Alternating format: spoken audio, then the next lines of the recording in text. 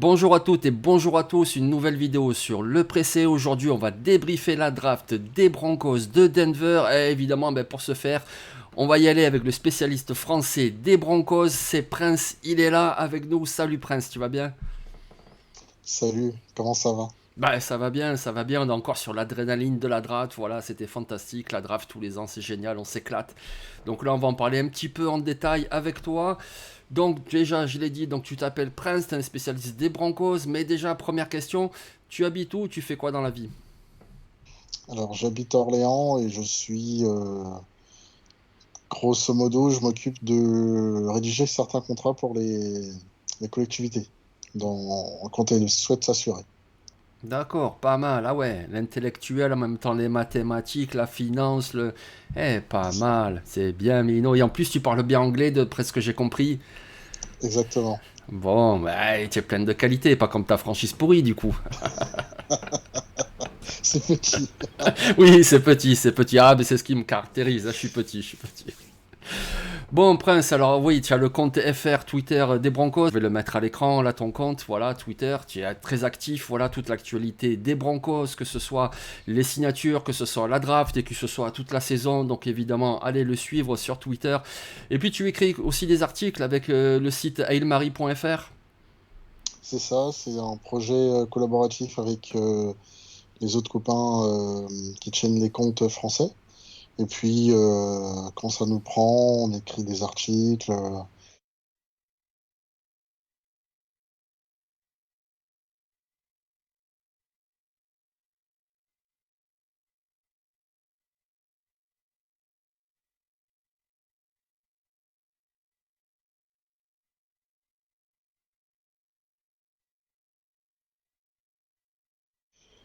Parfois des articles généraux et beaucoup plus souvent des articles liés à nos franchises. Et puis, c'est intéressant. Bah oui, bien sûr, c'est très intéressant, ouais. Notamment ton dernier article là, avec la venue de Sean Payton, les implications financières, etc., etc.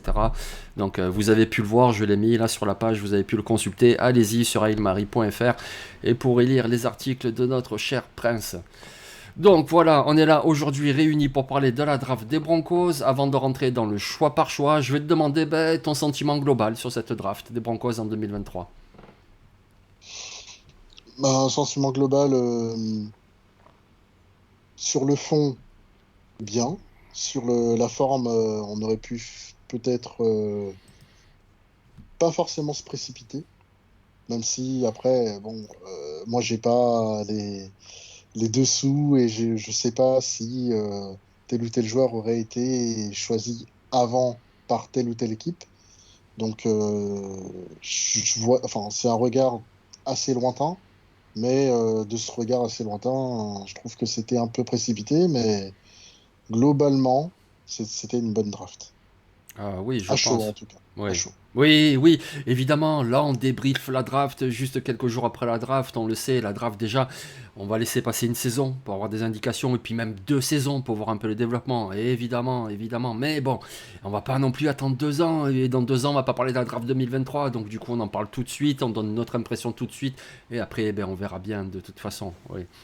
Donc du coup, là maintenant, on va rentrer au choix par choix. Alors, il n'y en a pas 300 000, hein, il y en a 5 en tout, mais on va les voir ensemble, tous les deux. Donc au premier tour, il n'y avait rien, hein, c'est l'échange pour Russell Wilson, etc. Mais il y a eu un deuxième tour, et justement, vous avez fait des échanges pour monter un petit peu, et donc, avec le choix numéro 63, vous récupérez le receveur Marvin Mims d'Oklahoma. Qu'est-ce que tu en penses? Bah, c'est un joueur que j'avais beaucoup apprécié avec Caleb Williams à l'époque. Caleb Williams, c'est même Spencer Rattler. Mhm. Donc, c'est parce que comme ça, j'aime bien regarder les équipes avec des gros quarterbacks et c'est un receveur que j'ai assez vite remarqué. Pas forcément du niveau de CeeDee Lamb, dernier grand receveur d'Oklahoma, mais qui se débrouillait pas mal. Donc, comme ça, après, avec le départ de Riley et le transfert de Williams à USC, ben, j'ai pas trop forcément suivi Oklahoma avec assiduité en tout cas, mais je continuais de jeter un petit coup d'œil. Et très franchement, je trouve que c'est un bon choix. C'est pour ce que Denver cherchait. c'est-à-dire un receveur très rapide et qui serait capable de cocher plusieurs cases, notamment gagner des ballons contestés, on va dire face au cornerback ou face au safety, et, très loin du quarterback, et qui soit capable de séparer, enfin d'avoir de la séparation. Donc sur ces deux points-là, en tout cas sur le collège, ça a l'air de suivre. Maintenant, il faut que ça colle en NFL. Et pour ce qui concerne par rapport à la construction du roster, je vois qu'il y a un joueur qui ne va pas être très content de cette sélection, mais d'un point de vue global et d'un point de vue euh, équipe, c'est une très bonne sélection. Ouais. Peut-être le receveur, un receveur starter dès la première année. C'est qui va pas être content? C'est Cortland Sutton? C'est Jerry Jeudy? C'est qui? C'est KJ Hamler, KJ Hamler. Ah oui, c'est vrai que quelque part ça reprend un petit peu son rôle quoi, de joueur un peu c'est ça. électrique comme ça. Ok, Ils ouais. ont un peu le même gabarit. Je sais plus, j'ai plus la taille exacte de Hamler en tête, Il est un peu mais plus petit, il un me peu, semble. un peu Mais plus bon, petit. ouais. 5'9", non? De mémoire? Ouais, je pense, alors que Marvin Mims, c'est quoi? C'est du Des, 6 des, pieds, tu des- vois. Cinq ouais, onze, 5'11", 5'11, ouais. 5'11", je crois. Ouais. Donc, ouais, un peu plus grand, mais là où il y a une différence, c'est qu'il est beaucoup plus. Il gagne beaucoup plus de ballons 50-50. Donc, tout ce que Peyton et tout ce qui pourrait aussi aider Wilson dans sa sélection de cibles.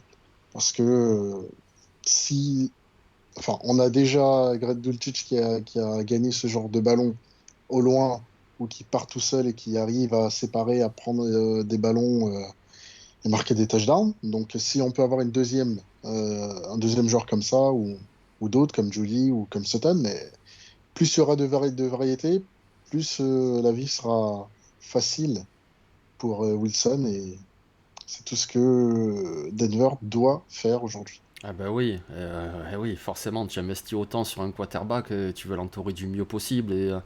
Et moi je pense que oui, Marvin Mims c'est bien plus complet qu'un KJ Hamler qui est un bon joueur, mais qui est vraiment plus dans une spécialité, le gars qui vraiment va prendre de la vitesse, etc. Alors que Marvin Mims, oui, il est explosif, oui, il peut prendre de la vitesse, que ce soit sur un tracé profond ou que ce soit une fois qu'il a le ballon en main, mais il peut faire beaucoup plus de choses, je trouve. À Oklahoma, voilà, il a été bon. Même encore cette année, avec un changement de quarterback, Dylan Gabriel, ben, il a fait plus de milliards, il a mis ses touchdowns dans une équipe d'Oklahoma où c'était pas terrible. Bon, surtout en défense, mais même en attaque, c'était moyen, etc.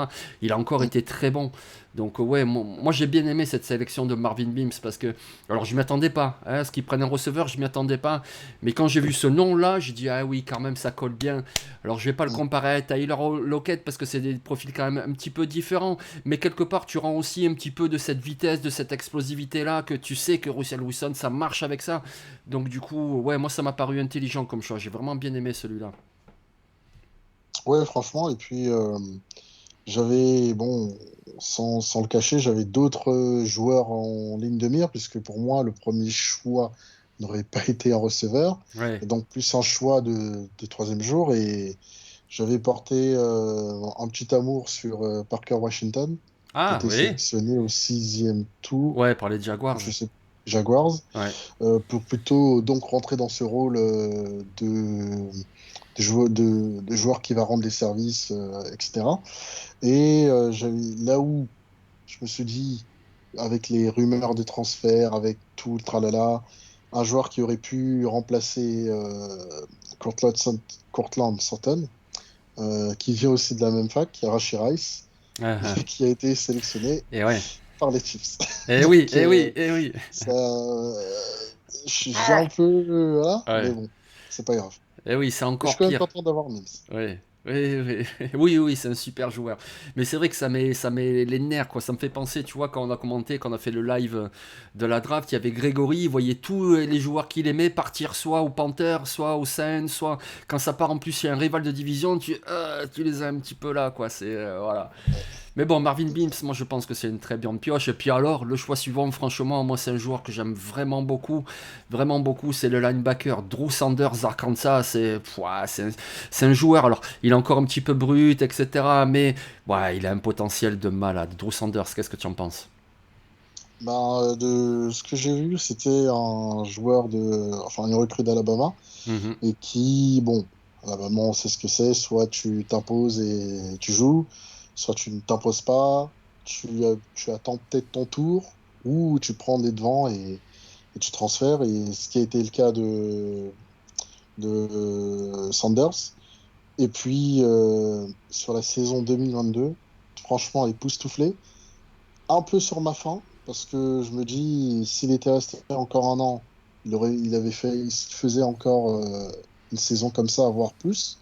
Bon, ça aurait été encore mieux, mais s'il avait fait ça également, il aurait peut-être été à la place du linebacker qui était pris par les Lions, enfin en premier tour, je veux dire.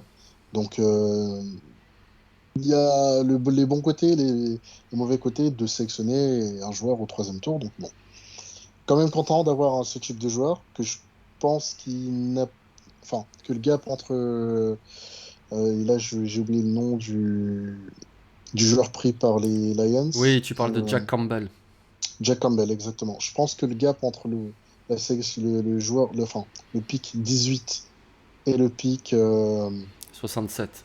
67 n'est pas aussi grand, ou du moins est beaucoup plus petit que le niveau entre les deux. Oui, Donc, je suis très content de l'avoir au troisième tour, parce que pour moi, Campbell, c'était plutôt un deuxième, début troisième, mais un deuxième sûr. Donc, ouais, très content. ah oui, oui. C'est vrai, Jack Campbell, il est plus prêt comme linebacker. Ça fait 2 saisons qu'il contribue énormément. Mm. Dow Sanders, faut pas oublier quand même que c'est une nouvelle position pour lui parce que c'est vrai qu'il a été recruté à Alabama, mais il a été recruté alors comme un athlète et après ils voyaient quelle position il faisait et ils l'ont fait débuter comme pass rusher. Sauf Mm. que ben voilà, il y avait, comme tu l'as dit tout à l'heure, la concurrence. C'était Will Anderson, c'était Dallas Turner qu'on va voir cette année et à la prochaine draft. Et il s'est pas imposé en tant que edge rusher. Il est parti à Arkansas et là ils l'ont mis sur le second rideau. Ils l'ont vraiment fait jouer comme un middle linebacker au second rideau et il a montré déjà beaucoup de promesses. Alors comme tu disais, oui effectivement avec une saison de plus, il aurait un petit peu plus voilà d'intelligence de jeu à cette position parce que quelque part il la découvre un petit peu. Mais c'est un joueur vraiment très intéressant parce qu'il a beaucoup de vitesse, il sait faire beaucoup de choses. Moi j'ai préparé une petite vidéo sur lui sur Touchdown Actu et j'ai bien pu le constater. En couverture il sait apporter des choses, en blitz il est phénoménal parce qu'il a beaucoup de vitesse. Et puis sur troisième tentative, tu peux aussi le décaler un petit peu plus à l'extérieur pour la mettre la pression parce qu'il n'a pas oublié, il sait aussi faire ça. C'est un vrai linebacker du second rideau maintenant, mais il peut t'apporter aussi ça. Et quelque part, ça me faisait penser un petit peu à un Baron Browning que vous avez pris pour faire Mm. jouer inside linebacker, que finalement vous avez décalé en outside linebacker. Ben maintenant voilà, à son intérieur, tu rajoutes un Drew Sanders au côté de Joseph Jewell et ça va te permettre de faire beaucoup de choses. Et c'est un joueur qui va faire que progresser à mon avis. Il a beaucoup de potentiel. Là aussi, c'est un choix très solide, je trouve. Exactement. Et puis, t'as mis le point sur quelque chose que, enfin, pour moi, nous, on est censé être en système 3-4, mais je pense qu'on va énormément jouer de nickel et donc enlever un linebacker et plutôt le mettre dans la box ou un peu plus, enfin, qui va descendre pour couvrir. Et ce linebacker pourrait être Sanders sur certains sets, ou parfois être le troisième linebacker du second rideau pour aller, pourquoi pas, rusher le quarterback, puisque il sait le faire, et donc avoir plus ce rôle de Sam et tourner avec Browning qui sait aussi faire ça. Enfin, ça offre des possibilités. Et c'est aussi, je pense, ce qui a plu au front office, donc très bon choix. Oui, oui, c'est ça qui est intéressant. C'est vrai que nous, les fans, généralement, on regarde un petit peu les choses inscrites sur le papier. Voilà, là, il y a 2 joueurs, là, on en met 4, etc. Mais on le sait, les staff NFL, les coordinateurs, ils aiment bien mixer, au contraire, et puis feinter l'attaque adverse. Donc, un joueur comme lui, qui a de la polyvalence, tu vas le balader un petit peu. Parfois, il sera vraiment comme un middle, parfois, il sera un peu plus à l'extérieur. Parfois, il devra couvrir, parfois, il devra attaquer. Enfin, c'est ça qui est très intéressant aussi. Donc, ouais, Mm. ouais, un choix très solide au troisième tour en plus, ouais. Moi, Ouais. je le voyais pas sortir du deuxième. Hein. Donc, au troisième tour, c'est nickel. c'est ça. Et puis, c'est vrai qu'il a encore cette faiblesse, et après c'est normal, il apprend au niveau, enfin, sur le poste, cette faiblesse contre la course. Donc, je pense qu'il va pas autant que jouer, enfin, autant jouer que on pourrait espérer d'un tel linebacker, mais il y a cette faculté qu'il offre dès aujourd'hui, mais aussi la possibilité d'être développé contre la course. Et puis, peut-être être le linebacker, soit à côté de Jules, soit à côté de Singleton, soit à côté d'un autre, parce que les deux sont sur des contrats très courts. Singleton d'1 an et Jules, je crois qu'il doit lui rester maintenant 2 ans. Donc, la porte est ouverte pour lui, en tout cas. Oui, c'est ça, et puis c'est très complémentaire, parce que si je me trompe pas, Singleton et puis Joel, c'est vraiment deux machines à plaquer, des rôles un peu traditionnels, alors que lui, il est un peu plus, alors, moderne, ça veut tout et rien dire, ça veut pas dire que c'est meilleur, etc. Mais cette NFL où tu as besoin du linebacker qui sait couvrir, où tu as besoin du linebacker qui va à 2000 à l'heure, ben voilà, Sanders, il t'apporte cette dimension-là que les deux autres n'ont pas, qui sont des bons joueurs dont tu as besoin aussi, mais lui, il t'apporte aussi une autre dimension, donc si ça se développe bien, ouais, pour le présent, c'est déjà pas mal, mais pour l'avenir, ça peut être très très bien, ouais. Ouais. C'est ça. Au troisième tour, oui, un autre choix. Et là aussi, un choix d'un joueur, voilà, une sorte de petit chouchou quand même. C'était très sympa de le voir sélectionné comme ça. Au troisième tour, c'est le cornerback Ray Lemos. Pourquoi très sympa? Ben parce qu'on a tous un petit peu suivi le football universitaire, l'université d'Iowa, et depuis 2 saisons, il nous régale ce joueur-là, Ray Lemos. Donc du coup, ben, qu'est-ce que tu en penses de Ray Lemos à Denver? Bon, pour la blague, Denver aura un pic compensatoire pour faire jouer une minorité. Non, je Oui, c'est plaisante. ça.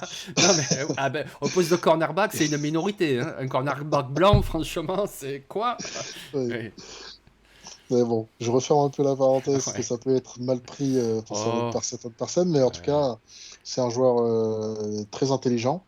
Et tu l'as dit, c'est quelqu'un qui a énormément d'expérience. Et certes, il a des défauts, mais sur ce qu'il apporte, il rentre complètement dans le moule que je voyais pour un cornerback sélectionné cette année, c'est-à-dire un joueur qui soit capable d'être mis entre guillemets sur une île et d'être utilisé contre des deuxième, voire troisième receveurs, qu'il ait des facultés à jouer en homme à homme ou en couverture. Bon, il a peut-être, je crois, de ce que j'ai vu, un peu moins de facilité à jouer en homme, mais bon, il arrive en première année de NFL, pas en sixième, donc il a toujours cette possibilité de progresser. Et en plus de ça, on a certaines qui a de très bons ball skills, et on ajoute un autre corner avec de très bons ball skills. Eh Donc, ouais, enfin, ça risque d'être eh ouais. terrible, surtout avec Simmons qui, bon, on le présente plus. Donc, Ouais. c'est vraiment très excité par cette sélection. Et puis, très excité par le combat qu'il y aura entre Matisse et lui pour peut-être dès cette année, le poste de titulaire. Et pour les années à venir, sans aucun doute. Ah oui, oui, oui. Ben, c'est un joueur qui est très athlétique, voilà, il court beaucoup, il court vite, il saute haut, et je veux dire, c'est pas juste un phénomène du combine, c'est que sur le terrain, ça va se voir, il va pouvoir suivre quelqu'un même dans le slot, il va pouvoir suivre que ce soit un receveur ou un tight end, il va pouvoir même jouer à l'extérieur, il fait énormément de choses, oui, je pense aussi plus en zone qu'en man, mais bon, en même temps, tu es au troisième tour, tu peux pas avoir Devon Witherspoon au troisième tour, donc forcément il y a C'est un sûr. peu, voilà, des petites limites et puis des choses qu'il va falloir travailler. Évidemment, tu es au troisième tour, mais ça me paraît un bel ajout et du coup ouais, ça commence à avoir une belle gueule votre secondary, donc ouais, ça me paraît un choix très très solide. Ben, C'est ça. Et puis, non, vas-y, non, pardon. je disais, et puis je pense que le nouveau coordinateur défensif, Van Joseph, Mhm. qui a eu cette intelligence de, quand il est arrivé à Arizona, de changer les choses, parce que ça ne fonctionnait pas. Aujourd'hui, il laisse une défense enfin, qui est meilleure qu'en 2019 quand il est arrivé. Donc, je pense qu'il saura le mettre dans les meilleures conditions pour qu'il puisse s'épanouir et pourquoi pas devenir une autre place forte de cette défense. Ah bah oui, je pense, ouais, ouais. Puis c'est un spécialiste de la secondary, Van Joseph, il me semble. Donc du coup, C'est ça. ouais. Ouais, je pense qu'entre ses mains, ça va être pas mal. Et d'ailleurs, le choix d'après, ça a été encore un joueur sur la secondary. Mais là, c'est un safety, c'est un monstre. À la position de safety, on dirait Derwin James. Alors bon, bah, il a pas le niveau de Derwin James, mais il a déjà le gabarit, puis il t'offre beaucoup de choses. Il porte mal son nom d'ailleurs, puisqu'il s'appelle Skinner, et il est pas maigre du tout, quoi. C'est plutôt un monstre, laisse tomber, quoi. Donc JL Skinner de Boise State, qu'est-ce que tu en penses? Ben, en fait, je pense que c'est un joueur qui arrive et qui a eu bon, déjà un seul rôle à Boise State, mais concrètement, ce rôle-là, on en a besoin. Et si on regarde les rumeurs qu'il y a des derniers jours, euh, pas, notamment par rapport à Cam Jackson qui est agent libre, bah, si on lui propose pourquoi pas de revenir encore une année de plus avant la draft, c'est qu'on cherchait ce rôle précis de DB qui peut aller au mastic Hmm. et sans, sans critiquer Stearns, je pense que Skinner est une bonne sélection déjà cette année et que le fait qu'il soit pris aussi tard enlèvera un bon nombre de pressions et puis il va grignoter petit à petit un certain nombre de snaps. Et après, si le meilleur des deux est titulaire, tant mieux pour nous. Oui, oui, mais c'est vrai que Caden Stern, c'est un bon joueur, mais je pense que Skinner apporte une autre dimension. D'un C'est côté, tu ça. vas avoir Justin Simmons, voilà, plus en free safety, etc., qui va faire encore des interceptions de tous les côtés. Mais lui, comme tu dis, c'est plus à le déployer dans la boîte avec sa vitesse. Il a beaucoup de vitesse, beaucoup de Mm. qualité athlétique. Voilà, il va chasser les coureurs d'un côté et de l'autre. Tu vas même pouvoir l'utiliser en blitz, etc. Il va apporter beaucoup de choses comme ça au milieu du terrain où c'est quand même un petit peu une faiblesse. D'ailleurs, c'est pas un hasard, à mon avis, si vous ajoutez un linebacker puis un safety plus dans la boîte. C'est vraiment pour renforcer le milieu de terrain de votre défense, enfin l'axe de votre défense. Il y avait un besoin et je pense qu'ils l'ont fait. Et oui, Skinner, ça peut apporter beaucoup de choses. Ouais, ouais, ouais. Complètement. Complètement d'accord avec ce que tu viens de dire. Et puis,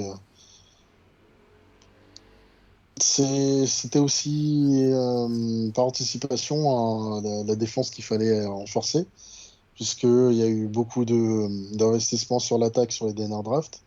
Et puis, on refait encore un petit coup et c'est normal. Et puis, maintenant, il faut que ça hit, comme on dit au baseball. Ouais, ouais, c'est ça, exactement. Bon, avant la draft, quand je discutais un petit peu avec des fans des Broncos, ils avaient presque qu'une seule obsession en tête, c'est il nous faut un centre, il nous faut un centre, il nous faut un centre, il nous faut un centre. Et finalement, vos dirigeants, ils ont attendu la toute fin de draft, le septième tour, mais avec un joueur quand même qui avait une bonne cote, qui est très connu puisqu'il a une bonne expérience au niveau universitaire, c'est Alex Forsythe de Oregon. Donc, qu'est-ce que tu en penses? Bah, j'étais aussi dans la même mentalité que ces fans des Broncos que tu as cités, puisque même si Cushenberry a progressé, cette progression n'est pas négligée, il reste encore ce petit gap de niveau qu'on souhaiterait le voir prendre. Et puis, avec les investissements de Mars, bah, c'est le seul poste où on a encore une faiblesse, a priori, en tout cas sur le papier. Donc, il fallait qu'on investisse sur le poste, même si l'an dernier, il y avait déjà une sélection la sélection d'un centre, le Quattenberg. Euh, c'est important que, bon, même s'il n'est pas titulaire, qu'il vient pour jouer et être dans la rotation, voire titiller ou même complètement pousser Cushenberry sur le côté, bah, tant mieux, tant mieux. Et puis, parce qu'on a vu en fin de saison, c'était Glasgow qui a pris le poste, même si Cushenberry était remis, on ne l'a pas sorti de la liste des blessés. C'est aussi des choses, des informations qu'il ne faut pas oublier et cette sélection le rappelle. Et ouais, mais je pense que c'est ça le but. Quand tu prends un centre comme ça au septième tour, c'est déjà pour mettre de la compétition. Voilà. Et quelque part, c'est Mm. aussi un signal que tu envoies à ton Cushenberry, parce que c'est vrai qu'on attendait plus de lui. À sa sortie d'LSU, je me souviens, voilà, un centre avec quand même de la taille, de très longs bras, il a montré de bonnes choses avec LSU. On pensait qu'il ferait mieux que ça en NFL, et pour l'instant, ça clique pas trop.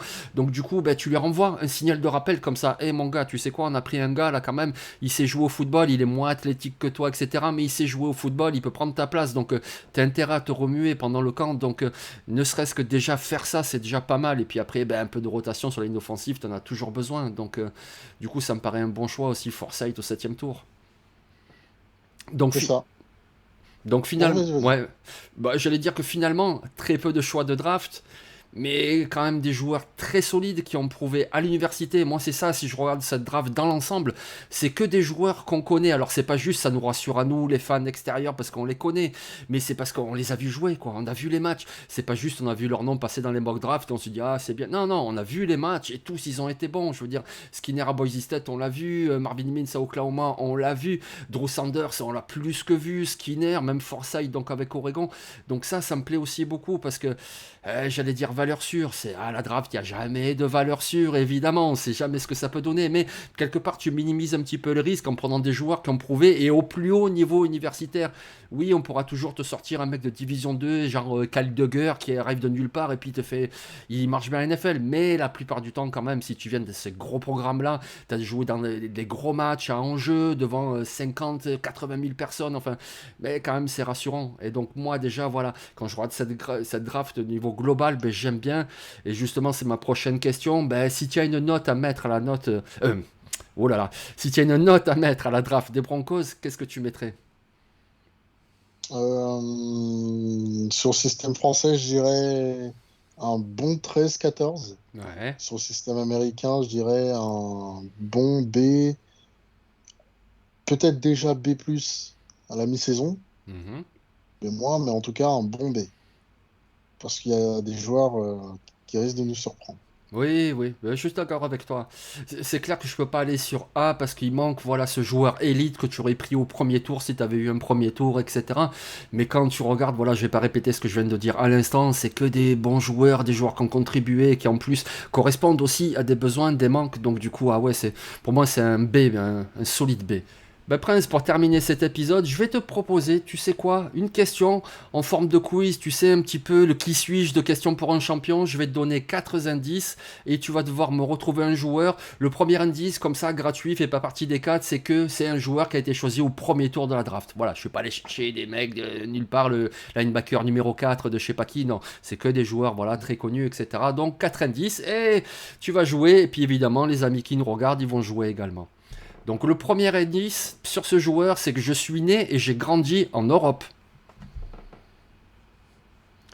Le Ah, deuxième il est parti. indice, ouais, dès le premier c'est dur à trouver. Je te donne le deuxième, tu vas les coupler. J'ai remporté le Super Bowl. Donc premier indice, je suis né et j'ai grandi en Europe. Deuxième indice, j'ai remporté le Super Bowl. Troisième indice, mon équipe joue en rouge et blanc. Donc plutôt un joueur des Cardinals. Rouge et blanc, Ah, tu veux le, qui joue jaune. tu veux le Je veux quatrième bien. indice? Ouais, je veux bien. Ah, à mon avis, avec celui-là, ça devrait le faire. Mon nom sans la feta. Ou le sirtaki, si tu Oh, préfères. Georges Kalaftis? Voilà, c'est ça, Georges Kalaftis. Ouf. Ah bah oui. Bah oui, il a gagné cette année. Eh oui, ma foi. Je suis en train de remonter, je dis attends, Voilà. c'est quelle équipe ça? Ok. Et oui, il a remporté le Super Bowl avec les Chiefs cette année. Il est né en Grèce, il a grandi en Grèce, il est arrivé aux États-Unis à l'âge de 13 ans. Et puis il joue en rouge et blanc, les Chiefs. Et puis ben voilà, la feta, le sirtaki, la Grèce, quoi. Bon, voilà. Bon, ben merci beaucoup, Prince. C'était très sympa d'avoir ton avis sur cette draft des Broncos. Merci à toi. Et nous, les amis, ben, on se retrouve très vite. Sur Touchdown Actu, on a commencé les débriefs par division. Et puis sur le pressé aussi, où on va faire comme ça quelques petits épisodes en débriefant une draft en particulier avec un spécialiste de cette franchise-là. Allez, merci beaucoup, Prince. Merci beaucoup à vous et puis à très bientôt. Allez, ciao. Ciao. Eh ben voilà, nickel. Voilà, parfait. Super mignon.